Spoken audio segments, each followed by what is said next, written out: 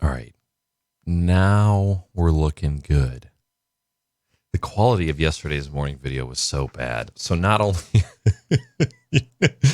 Sonder hit me up a couple hours after the video went live on YouTube. He's like, "Did you make some changes to your mic?" And as soon as he said that, I knew it probably sounded like hot garbage. And that's the truth. Hold on.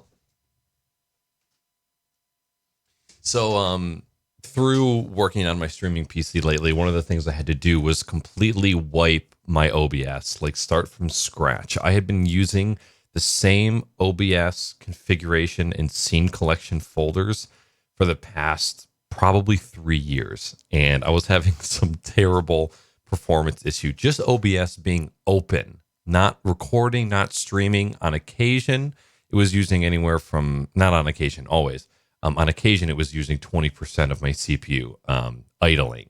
And then on a good day, it was using about 15%. So I just think I had a lot of sources that were lost in scenes. It was just, I don't even know how many scenes. There must have been like 150 or something, with like 70 of those being nested. So I'm sure there was some like video limbo out there, and there's nothing I could do about it. But so yeah, so he hit me up and said, "Knackers, did you do something to your mic?" And I knew it was shitty. And so I remembered how many tweaks that I had made with OBS VSTs. And VSTs are these virtual plugins that you can add to audio sources as filters. Just how you can add like a color grade filter to an image or a video, like a webcam scene. You can also add filters to audio sources as well. And they can really help out. One of the main things I use, even though I have a compressor here that does the majority of the work, I still use a compressor VST in OBS to always reduce like my absolute loudest. So if there happens to be a time during a recording or a stream where I am right up on the microphone and I just scream and it somehow peaks the compressor, I have a secondary virtual compressor in OBS that as soon as compressors basically work in thresholds and ratios. When does the compressor kick in, and how hard does the compressor kick in?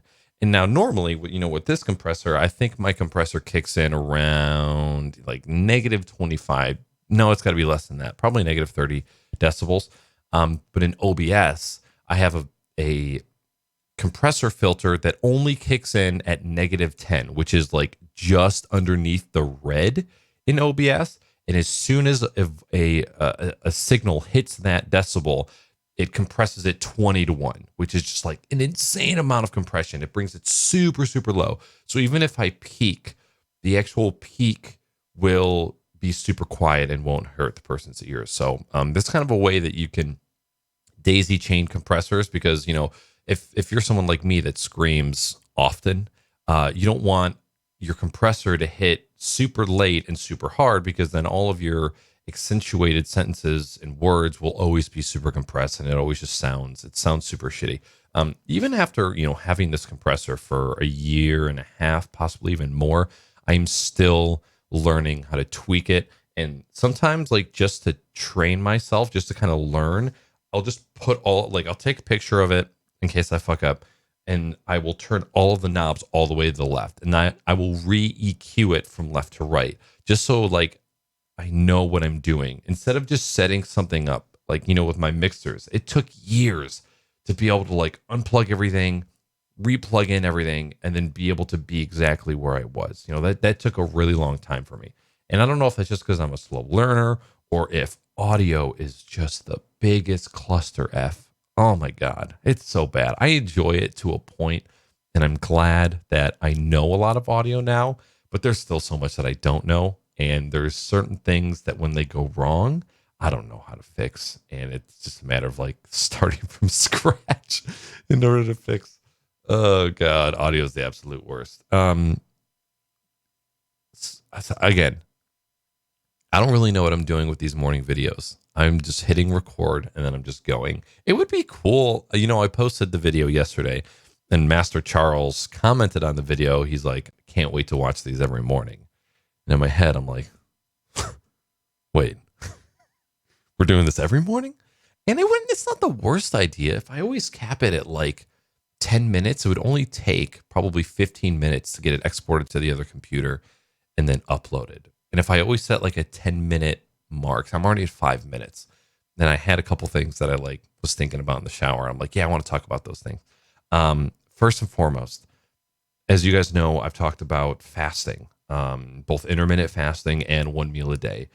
Currently, I kind of like juggle between the two. I aim to do one meal a day every day, but in reality, I'm doing intermittent fasting. So I wait until noon or later to eat my first meal, and then I try not to eat after 8 o'clock. I'm doing really, really well with not eating before noon. Sometimes I don't even eat until like 2 or 3. I'm not doing as good with stopping eating at a certain point. I've been having a lot of late meals recently, and it's not good to have a full stomach when I'm going to bed. And nowadays I go to bed kind of early. I've never talked about social media fasting, which is like this weird thing that I just kind of cooked up in my brain today, also in the shower while I was practicing arguments I was having with people I don't like. Trying to go as long as possible in the morning without looking at any social media. And that includes YouTube, Discord, Twitter, Instagram, anything. Reddit, I consider that in there. So unfortunately, I have to use my phone for a lot of different things. Thankfully, I've moved the role of my morning alarm off of my primary phone and onto an old iPhone 5C that is literally like sticky to the wall on the other side of my room, so that I have to get up every time my alarm goes off. So I don't have to interact with my phone when I first get out of bed. I do, however, have to take it with me either on my run or my gym. I own a gym, a Pokemon gym, in order to, listen to music, and, I have to interact with my watch in order to turn my fitness tracker on and stuff like that, which, by the way, rings closed. So now what I've been trying to do is go as long as possible without looking at any social media. I just think it's good. I don't feel like it's something I need, because I don't find myself prominently, like from a first person view, I don't feel like I get negatively impacted by social media. I feel like if anything, I get inspired by social media. And I really, really enjoy platforms like Twitter and Instagram, like a lot. And it's not often that I'm just like, but